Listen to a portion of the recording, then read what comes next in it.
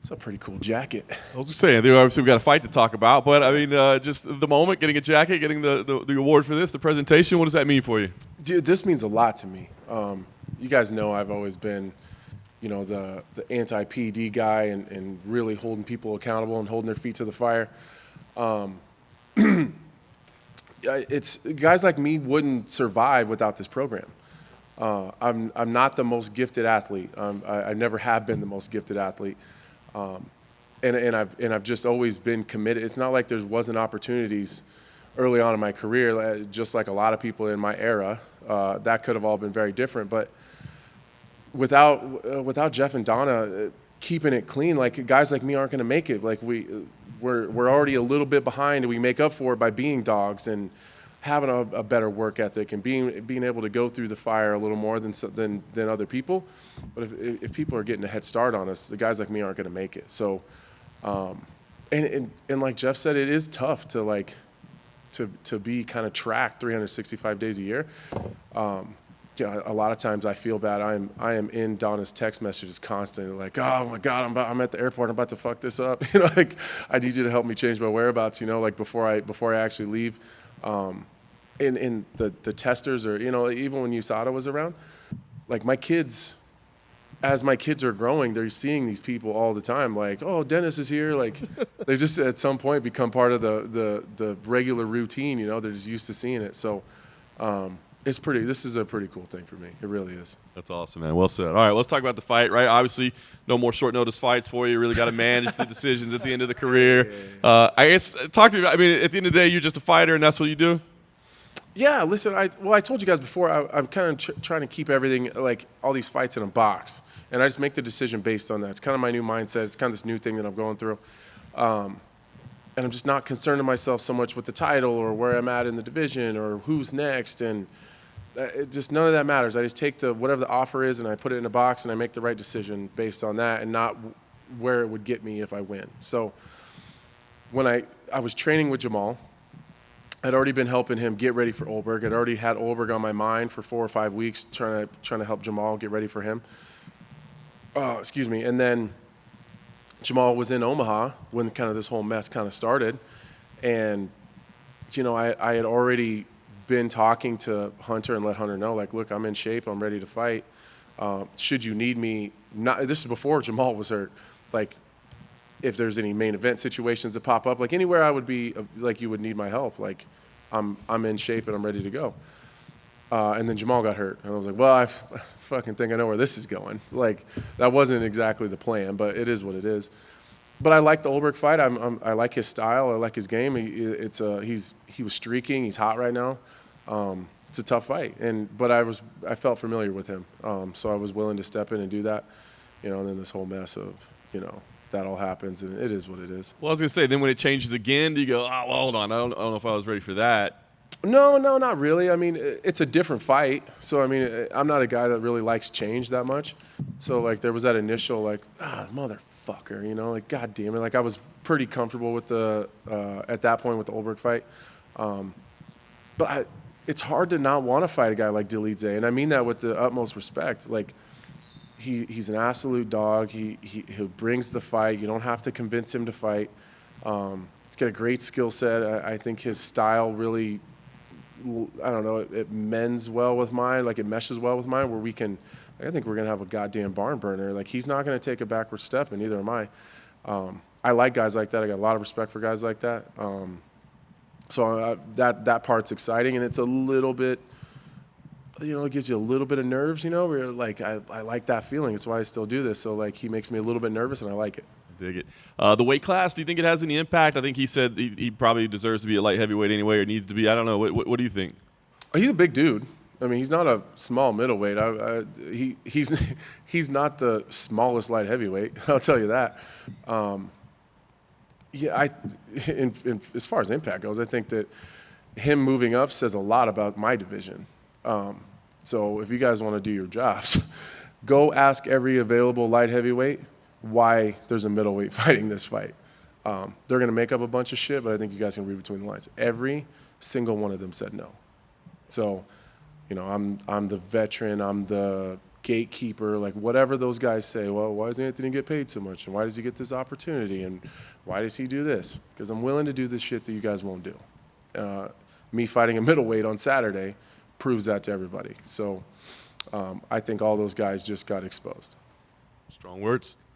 Should be a great fight, like you said. 100%. And serious shout out to Roman Dolidze. It takes a lot of balls. Dude flew back to the States to step in there, a weight class up against a ranked opponent. That's a big deal. I think he should get a lot of credit for that. I love it. Last thing for me, as you said, you're kind of everything in a box, not worried about where it projects you, et cetera. But just like schedule, frequency. I mean, after this, do you need time off, or is it like, hey, if another offer comes up, let me know. What's the plan? Yeah, I'm afraid to say that because every time I say that, I fight. Like, I don't know why it works out like that. But yeah, I mean, there's some boxes at this point in my career that I want to check. You know, there's a couple arenas I'd like to fight in. I've never fought MSG before. I think it'd be a shame if I ended my career without fighting MSG. I just don't want to look too far ahead, so it feels uncomfortable to say, well, if this November doesn't work, I'll catch the next one. Like, you know, I'll be working on 37 on the next one. So if I can squeeze in November or something like that, I think that'd be cool, just like a bucket list thing. Anthony, right here. When Roman was in here earlier, he said that he was quite familiar with you because John Jones brought him into his camp for your title fight because, oh, that's cool. Quote, he said John was very concerned about your jiu-jitsu. Mm-hmm. I guess, what do you just make of that, kind of the connection here? Does that Oh, that's great. I didn't know that. That's crazy. That's kind of cool. Yeah, he's got an incredible jiu-jitsu game. We've rolled a couple rounds together. He's a tough dude. He's a good dude. He's very, very good at jiu-jitsu. So I have a little bit of familiarity with him. I've obviously worked the desk, you know, several times with him on the card. And honestly, I mean, you guys can go back and look at some of those shows. Like, I really raved about his game and his jiu-jitsu, and honestly how frustrating it was at times to see him go into these fights and not do a whole lot of jiu-jitsu. So that's a really cool that's a fun fact. I didn't know that. Yeah, for sure. And of course, we know the title fight is the main event on this card. Mm-hmm. You're not looking past this, but if you win, do you use that mic time, you know, especially for something looking towards that main event? Yeah, I mean, probably, but you know, I said that in the last fight too, but I think I need to delegate maybe to you know, Lloyd or Scotty or Mark, like, to remind me, because I am living in the moment right now. Like, I'm doing a really good job of just staying in the moment and being where my feet are. So, like, I fought in Brazil and, like, I didn't even, you know, Alex Pereira's, like, making fun of me in the crowd. And, like, I didn't even realize it, like, because I'm just, like, I'm living, like, where I am, and I was just ready to go hit the beach. So, I don't know. We'll see. I'll cross that bridge when I get there. Got to get through Roman Dolidze first, though.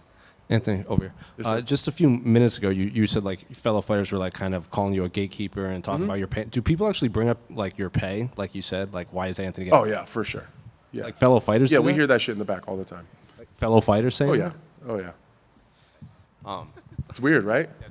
Yeah, it's very weird. Like, what if you guys were out there arguing about who makes more money? That'd be fucking weird, right? Yeah.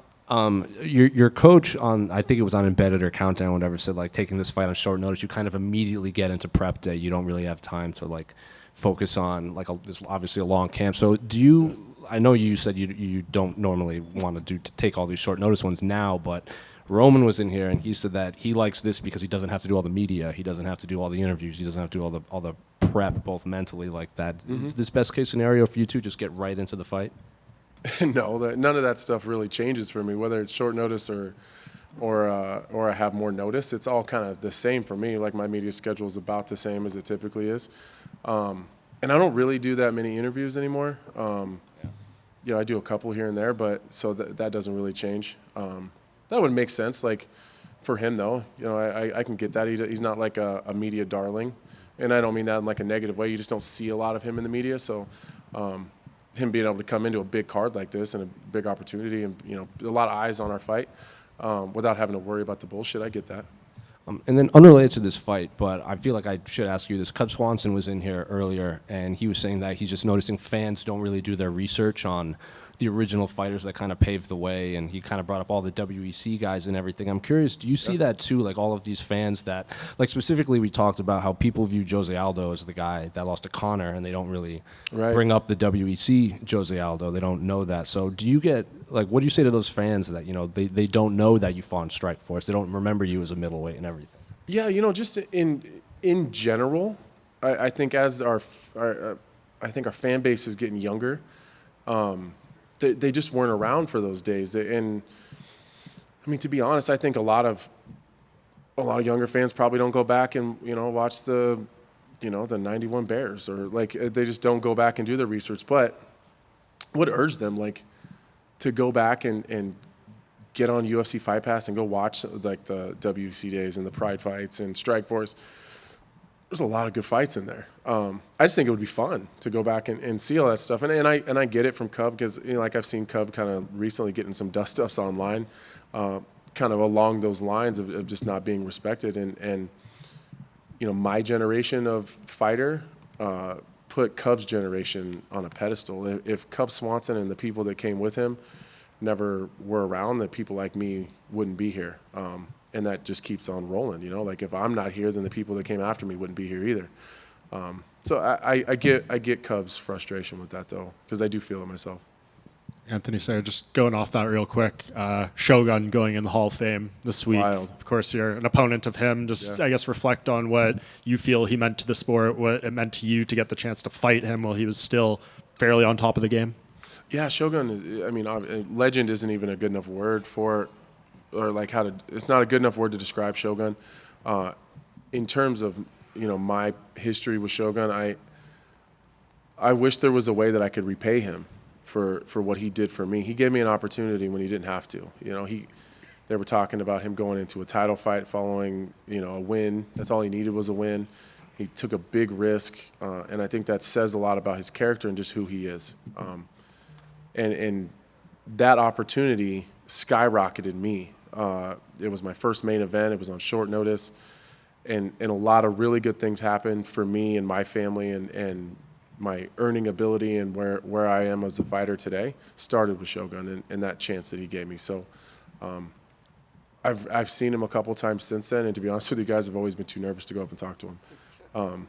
I still feel like that about Shogun. Like I still get starstruck. So Shogun Hua means a lot to me. Anthony, over here. Mm-hmm. I know probably because of the short notice you didn't get to train out in Colorado at Factory X. Will Mark Montoya be in your corner? I was in Denver. Oh, you were? Okay, gotcha. Yeah, I was there. Yeah, and he'll be here. Okay, for sure. Great. And something I know you've done in the past, usually like going out in the RV with the kids and stuff during the summer. I'm guessing that's kind of on hold right now as you see what happens with this fight. Yeah, you guys dragged me from the pool. I was spending a lot of time by the pool. But yeah, I mean, this is like best case scenario for me. I was training. Jamal was in Omaha, which made it really easy for me. I was in shape. I was doing my thing, like kind of free and open, because I didn't have like a target. I was just training hard. And then this pops up, and so I just got to like pull myself out of the pool for a couple weeks and then come here, fight, and you guys catch me at the pool on Sunday.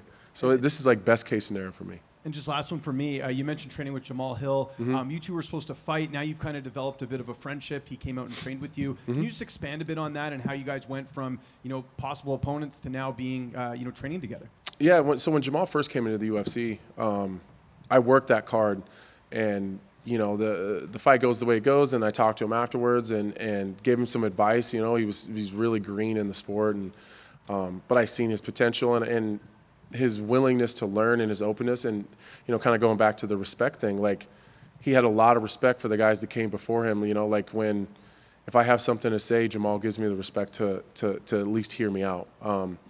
So that's kind of how it started. Then we got matched up, and neither one of us really liked it that much, but it was kind of this is our job, it's what we have to do. And then we weren't, then he goes and fights Glover, and then I go to Grand Rapids and help him get ready for that fight, and then he wins the title. And so it's weird, our career paths are kind of weird. It was supposed to be me versus Jamal, then after that it was me versus Khalil, then it was supposed to be Jamal versus Khalil, and then it's Jamal versus Olberg, then me versus Olberg. The whole thing's really, really weird. We're in this weird, MMA is crazy. But, yeah, it's the whole thing's weird, and it just, it is what it is. I'm sure at some point we're going to have to sit down and have that tough conversation when both of us get a call that we don't want, but again, we'll cross that bridge when we get to it. Awesome. Thanks, everybody.